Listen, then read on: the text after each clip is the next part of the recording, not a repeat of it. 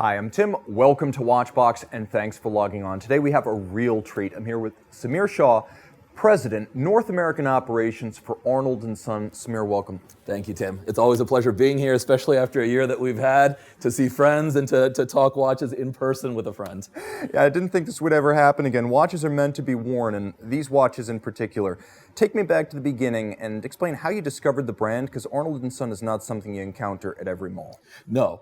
So, how I encountered the brand for myself, well, it was years ago when I was introduced to Graham, the British Masters, and Arnold Son was under their umbrella.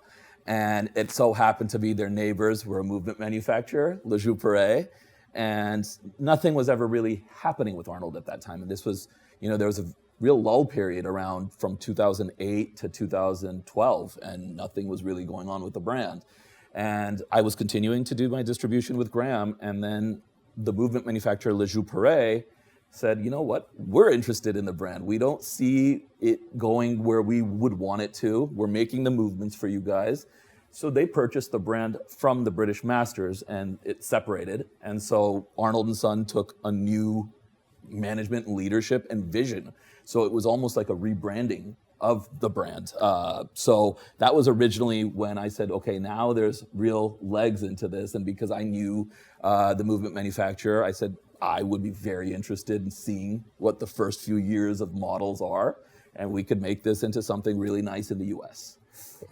Chaux-de-Fonds, where Arnold Son and Joux Perret are based, it's kind of like what Modena is to supercar construction. That's what Chaux-de-Fonds is to watches.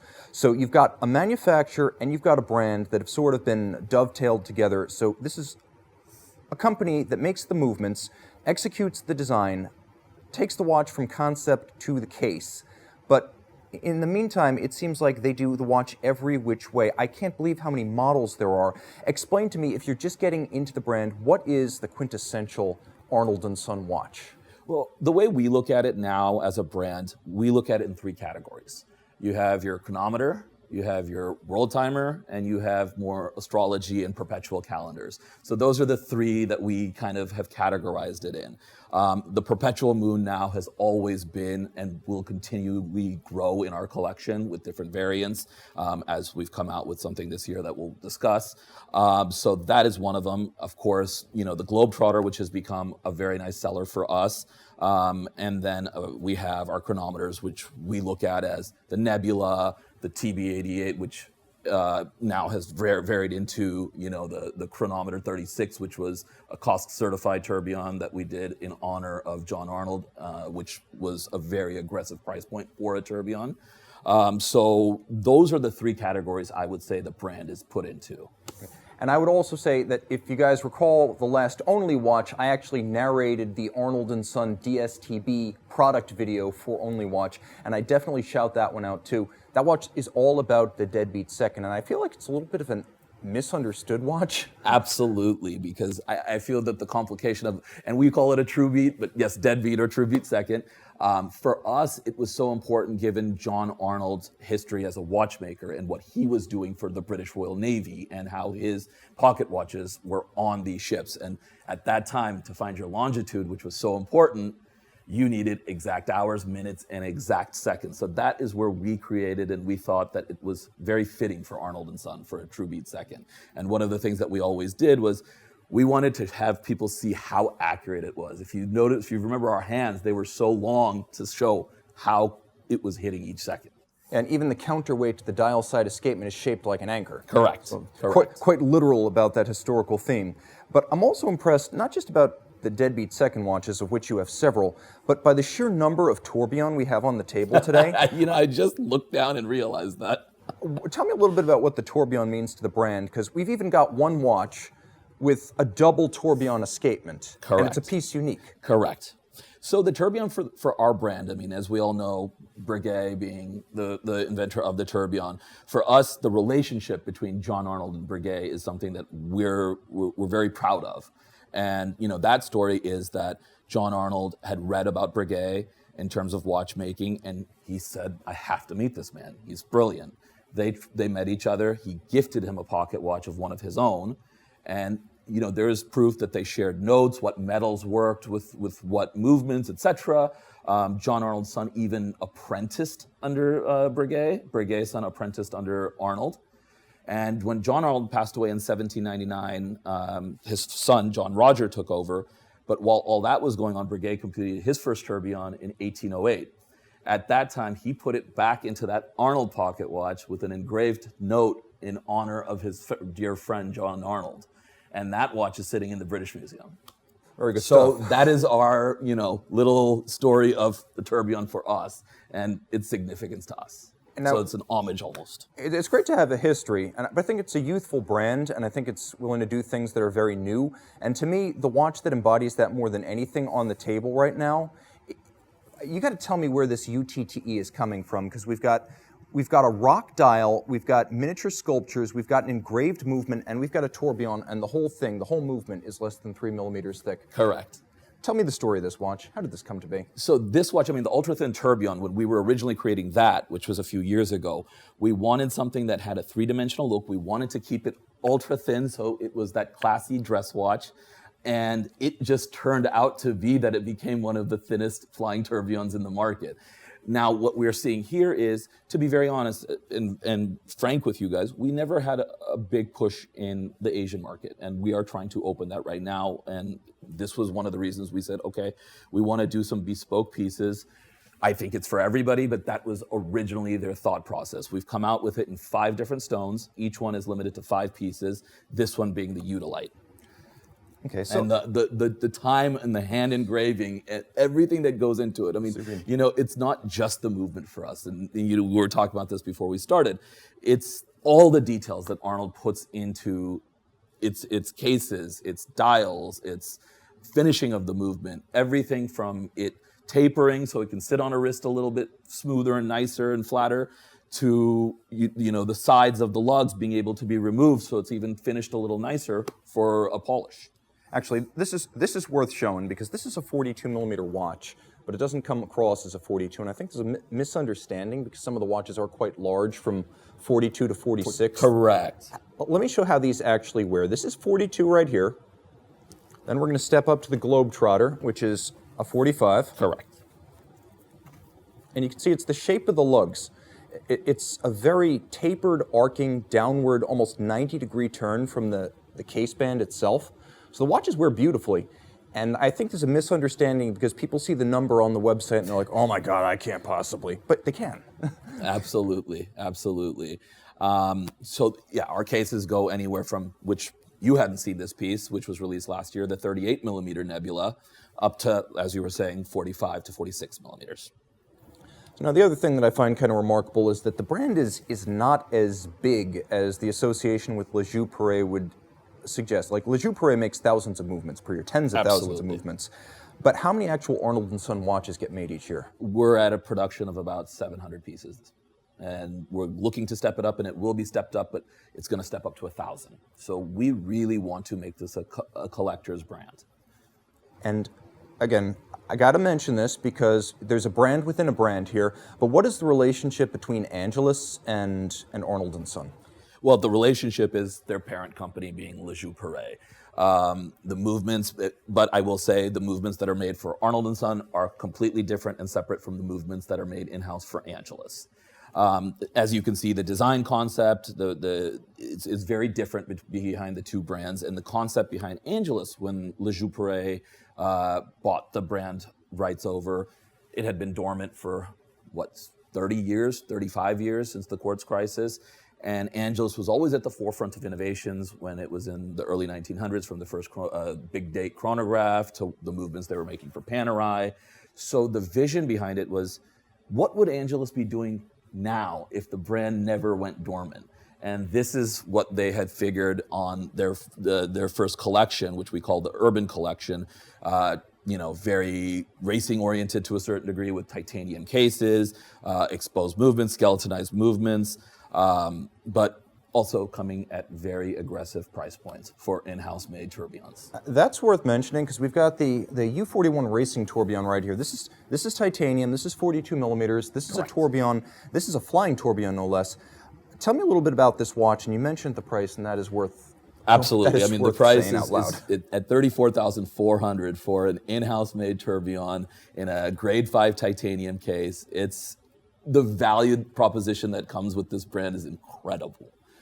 And about how many of these you make in a year? Well, so as models. all models, I would say probably about 50 to 70 pieces total, because if you look at it, this is limited to 25 pieces. It'll be sold out by the end of this year. We have a blue version of it, limited to 25 pieces. This being 18 pieces and one of the last ones available. This is 25 pieces. There's only one watch that's a non-limited, and that's the U40, so the original version of this. And this in particular, this might be the most intriguing watch that Angelus makes to me, because this shows that sometimes less really is more. And it's the U20 Ultra Skeleton Tourbillon, and it's literally a sapphire base plate to the movement. The amount of rejection and quality control that we went through on this piece is it's incredible in terms of, you know, having the movement suspended on a sapphire main plate. Not just that, but the watch is basically made entirely of sapphire, titanium, and then I guess like an NPT type of carbon fiber weave. Correct. So this is a very aggressive style. If you want to think of something like Arnold & Son's standard case form as the equivalent of Old English, like a Jaguar Mark II type thing, Angelus is McLaren. That's the way to think of it. It's a very good analogy, absolutely. And we will be coming out with our first non-tourbillon later this year. Yeah, also worth noting, since Angelus was revived in 2015 under Joux Perret, everything has been a tourbillon. Correct. So think Grubel 4C volumes and actually Grubel 4C neighbors. Absolutely. Let's go back to the future for a moment right here. This is brand new, and I have to say, this is probably the buzziest Arnold watch I can remember. Tell me all about this one. Well, this has been almost 2 years in the making. When we originally created this idea that we wanted to create a three-dimensional moon, you know, to go off of our moon phase, it was a process that we went back for design, sizing, open space. The movement itself is new. It's not the same movement that goes into the regular perpetual moon. So everything is being able to be adjusted from the crown as well. And, you know, many people get scared of a moon phase because if they're not wearing it or if they forgot to wind their watch, how are they going to reset it? Is it going to be accurate? That's one of my favorite things about our moon phases as well. It's so easy to reset, to be quick to it. You have your markings on the back of it, so you know where you're going to be for a full moon and a no moon, and then to move it forward or backwards. It's a pretty functional perpetual. So you've got a lot going on there. You've got rose gold, you've got aventurine, you've got a white lacquered dial, you've got a spherical moon phase that is both aventurine and marble. Correct. Aventurine, glass, and marble. And how large is that sphere? That is about 13 millimeters. Okay, so just keep this in mind. The crown on an IWC Big Pilot is about 11 millimeters, and you guys know that's an absolute tuna can. The moon in this watch is bigger than the crown of a Big Pilot. So I guess I don't know where to go from there. I feel like I should have saved that watch for last. But tell me a little bit about this watch right here, because as rare as all this is, and Angelus is kind of the epitome of that within the family, there's just one of these. There's just one of these. And the uniqueness of it is its dial. We never did a blue dial for our double tourbillon, and that's where the unique piece came in. So you've got literally a white gold double tourbillon, 2 times settable independently, manual wind, a lovely piece really, and flatter than you'd expect for something with this much mechanism packed into the case. Of course, there are non-unique versions of this watch, which came out in 2014, so obviously you can get it. You may have to, I don't know someone and know the handshake to get this. Does the company do customization on a regular basis? This is something that we're actually increasing to do. More on the bespoke pieces. They will be doing a couple other dials for unique pieces of tourbillons this year. We do hand-painted dials. So yes, we do a lot of customization. And I like to say we turned it around fairly quickly, about 3 to 4 months. That's interesting because I'm not going to name names, but there are some independent watch brands out there where you ask for a green dial or custom engraving or lacquering, and it's like, rien, get out of here. Now the thing about Arnold & Son is you've got one basic case shape, primarily, but you've got many different movement architectures, and you really define the watches in terms of the movement, the DSTB, double tourbillon, the nebula, but I think for movement architectural imagination, the time pyramid's kind of the epitome. Where did this come from? So, of course, John Arnold being a British watchmaker, we took some elements of British design, turning it into Swiss watchmaking. So the inspiration behind this was an old British desk clock. And that's where we were inspired to make the time pyramid. So you have your balance wheel on top with your gear train, and then your two barrels at the bottom, and of course the crown winding system is at the bottom, and you have your two power reserve indicators. So you've actually got two barrels, two power reserve indicators, two drivetrains, one balance and one escapement. So it's a fascinating and rather difficult to achieve kind of mechanism. The great thing though is it's sculpturally beautiful. There are two different ways you can make a movement attractive. One is finish. Just take the parts wherever they fall and finish them beautifully. Two is architecture. Think about it like the layout of the house. Not just well finished, but nicely arranged. And these watches manage to achieve both of those. So I guess the question now becomes, regarding Angelus, some of these watches are pretty aggressive, and you do include divers in the lineup. Correct. So if you wanted to get into the family, and dive watches kind of are the sports watch of the last 30 years, bare minimum, this would kind of be the way you go. Tell me a little bit about the U50 Black. So the U50 it's an incredible piece. We had originally created a U50 in blue and yellow, which that was our first diver piece, sold out within the first year. And then we created a second piece, which also sold out. But then many people were saying, you know, we understand it's a diver, but we would love to see it in all black. So this piece came to fruition about, I would say, a year and a half ago. It's done very, very well for us. But, you know, the problem is just receiving the pieces. There's very limited production, limited availability. So I needed this piece. It took 3 months for me to receive it because just what their production levels are right now. Now, it's an interesting thing because what you're getting here is a real dive watch. So the ISO 6425, the 300-meter water resistance you'd expect. It's got a helium escape valve. Obviously, it has a reference time scale that you can use to gauge time elapsed. It is very thin, though, for a 60-hour flying tourbillon inside a water-resistant case. So this is impressive stuff, and I think kind of the magic of both of these brands is that if you don't like that exact version, they're not going to make a lot of watches, but there is flexibility with different styles within each model family. Absolutely, absolutely, yes. We have done some customization pieces for some clients, especially with the diver piece. Now, one thing I want to shout out is that this is not just a great value in an automatic winding tourbillon chronograph. This is the TEC1 Black Edition. It's a limited edition that came out in 2015, and it's made of palladium, which, unless you've cut open a catalytic converter, you might go an entire lifetime without ever seeing. Why the choice to use unconventional materials? I've seen everything from DLC to palladium to rose gold to steel. It seems like you mix it up. Yeah, you know, this was something that the brand itself, when everything was restarting, they said, you know what, we want to be, doesn't need to be platinum. Why not palladium? They just look at it as it's another option for somebody to wear. It's part of the platinum family. Am I correct in saying that? Yeah, absolutely. Everything you would steal a catalytic converter to rob on the back end, that's basically watch case material. So you've got your rhodium, you've got your palladium, you've got your platinum. Correct. And this is a fascinating watch because while some of the watches do feature removable face plates for refinishing the lugs more precisely, this one actually has traditional welded lug construction. Correct. And I don't know if the reasoning behind that was because this was a palladium case and they did not want to have to work with that issue.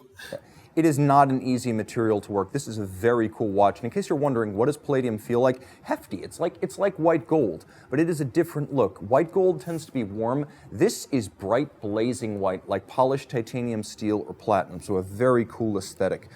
So tell me a little bit about the creative process. It's a small company. A few people are making all the important decisions, and it's done like at an enthusiast level. Tell me a bit about that. So yeah, as you said, it's a very small team. So everybody's involved to a certain degree. You have, you know, we have our new president, Bertrand Savary, who's involved. We have our head of innovations. We have even the head of innovations of Joux Perret. So it's a collaborative effort between, I would say, about 7 to 8 people within the core family of Arnold and Angelus. And because you've been on board the ship really since the formative years, and you've seen the brand develop, from the early days with like the TrueBeat 88 back in 2012 through the UTTE 2 years later, and ultimately arrival of the Time Pyramid in 2013 and Angelus in 2015. You've seen it all. Give me like your top three, your essential Angelus and Arnold & Son watch collection for someone getting into it. For somebody getting into it, I would say, I think the 8-day, especially now that we're offering it on a steel bracelet, is going to be a fantastic piece with a date. So, many people prefer dates on their watches. I think that's an amazing piece. I have to say one of the Perpetual Moons. For me, I actually really do like the steel piece with the blue dial. I think it's beautiful. Once you're getting into a little bit of a higher range, I mean, the Luna Magna to me is obvious. It's an obvious choice because it's now become my favorite piece of the collection. But also, I would say a Globetrotter from that perspective. I think it's a lot of watch that comes with it. I think it's a fun dial. So I just named pretty much the whole collection now. Okay, I'm gonna have a go at this. I'm gonna take a stab. Okay, so I would say I fell in love with the Palladium UTTE. That's just an awesome watch. A sub 3mm thick tourbillon caliber with a 90-hour power reserve, a 14mm tourbillon carriage, and the whole thing again is in a case that slips under. It's lower on your wrist than your wrist hair. So I like that. Sorry, that's not the most romantic way to describe a watch. The CTB, I love the aesthetics of having sweep seconds and deadbeat second coaxial on the dial of a chrono. The catch me if you can effect is so amazing. So I would definitely go with that, and then I'm gonna have to agree with you that having a Perpetual Moon, there's something remarkably romantic about that watch, and if I could describe it, then I would have kind of caught lightning in a bottle. You have to see it to understand. Now, this is something that I think is important because everyone claims to use high horology finish, and literally everyone claims that every movement is hand finished, regardless of price. But this is legitimate. This is the TES, Tourbillon Escapement Sapphire Bridges, and you can see it's on a guilloche cut base plate. Literally every edge is mirrored and bright. They're finishing these things with gentian wood. Just tell me a little bit about the finishing, because there are no corners cut here. No, the finishing, we take so much pride in the way that we finish our movements, from the chamfering to the beveled edges to the high polish. Everything it's done by hand. I go into the factory there when they're finishing some of these Arnold & Son movements, and the amount of time, even, we didn't even bring up the nebula. If you look at the symmetry and the finishing of the bridges on the nebula, it's incredible to me. For a skeletonized watch and what they do, it adds so much depth to the piece too. And you can see that on the reverse side too. This is a rare case. I think Arnold & Son, maybe more than any other brand I've ever encountered, is as interesting on the dial side as it is on the caseback. Absolutely, I agree. There's that whole idea of kind of taking all the fun stuff on the caseback and just bringing it over to the dial side. And let's see, I think the Time Pyramid is probably the ultimate embodiment of that, but you guys haven't seen the TrueBeat 88 just yet, so I'm gonna throw that up there too. 100-hour power reserve, 2 barrels, deadbeat, overcoil, big slow pocket watch style balance beat and weight 18K. A lot of attention is paid to things like that, aesthetics, the beat rate, the bridge architecture, putting the exciting stuff on the dial side of the watch. 16 bridges pivoting on their own out. Also a good point. You see, the fun thing about this brand is that it's not mainstream, and I think it sits alongside some revered but kind of inside baseball enthusiast brands like, for example, Parmigiani, or Chopard, Louis Ulysse Chopard manufacture watches, or Fernand Berthoud. These really small companies that, like, the watch nerd will recommend. You ask like a guy on the street, like, what's the best watch in the world? And you're gonna, well, it starts with Seiko, and then you work your way up to Tag Heuer, and then there's Rolex. And if the guy thinks he knows his stuff, he'll add Patek Philippe. But when you see a guy talking about Arnold & Son, that guy's a lifer. He's on every forum. Absolutely. He's got 5 straps for every watch he owns. He's got a watch box or watch roll that long, and he's into everything from vintage to avant-garde.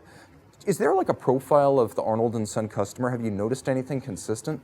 No. I actually have not noticed anything consistent from the customers. But I would say from an age perspective, especially now, we have those who are their collectors in the mid-20s. But I would say if I looked at a price or an age demographic, it would be that 40 to 50-year-old customer. But we have them who who like independent watches, like the mainstream watches, but our collectors, the way we see it, many of them own multiple Arnolds now. Because as we've kind of gone through this collection, and I still don't think I answered your question correctly about what the Arnold collection should be if somebody's putting it in. But we see many customers coming back because they said, okay, I like this piece, I really like that other piece, and they're two separate watches. I don't mind owning two Arnold and Sons. And guys, I like Seiko, I like Tag, I like Rolex, and I like Patek Philippe. But I think there's something to be said about a brand in this day and age of social media saturation when the brand doesn't suck all the air out of the chat room. The level of hand finishing here is going to be a little bit higher, and the level of volume is also going to be about half. No, I appreciate that. I mean, that's a compliment we take very, very well. I absolutely agree with you in terms of where the brand is going and where it should be. And as I said, with the management that's in place now, I think they have that same type of vision. And one of the things, just simple things like straps, they've been expanding that. They're getting a little bit more into metal bracelets, as we were discussing. And I can't wait to see on the 41 millimeter a metal bracelet on the Nebula. I think that a skeletonized piece on a bracelet is going to be fantastic. So I absolutely believe that the brand is headed in the right direction in terms of product development and just speaking to the collector of today. And as we said, they like to change the straps. They want to put different funky stuff on it. They also could change it up to, okay, I'm wearing it on the weekend with jeans. I'm going to wear it for my work meeting on Tuesday with two different straps. And this is where we're at with Arnold and Son. Now, Angelus, I got to ask, because I see all straps here, but I see titanium cases, carbon fiber cases, sapphire case components, and it seems like full bracelet in this day and age of integrated everything, bracelets on sports watches, like that seems like a natural match. Is there any kind of move towards offering bracelets on the Angelus side? Currently, we have not looked at that option, but it is something I know that will be touched at some point. Another interesting thing, I guess, is design consistency. Let me just hold up two watches that, for me, kind of embody the range of different dial side architectures. When you look at the Globetrotter and you look at the TB88, they are very different. First of all, this is a world time that literally includes a world, so it's different in that respect alone.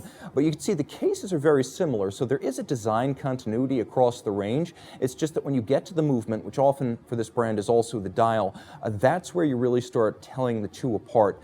And I guess that for me is the fascination of the brand. There is really such a variety of style, whether you're going with something open dial like the TB88 or the Nebula, or if you want something a little bit more conservative and closed dial like the Perpetual Moon. If folks want to start sorting all of these different models and all these different versions, I mean, where do they find you? Is it just company website or? Company website, we have some great authorized partners. And it's pretty accessible in terms of what their inventory is and how we work with our partners. So I would say that is the best way. Are you on social media at all? We have our Instagram through Global. We don't do anything locally, but always the factory is great. HQ is great. When it comes to direct messages to the Instagram, we'll get feedback right away, and we're in touch with the clients. I mean, even just the Luna Magna, so many direct messages about that piece that got sent to our retailers. And 28 of those, they're all gone. They're all gone from the factory. Is it safe to say there will be a follow-up of some kind? Yes. Yes. Samir, thanks so much. Thank you for having me. Really appreciate it. Tons of fun. Guys, Time out, Tim out, Samir out, Arnold out, and thanks for logging on. Thanks.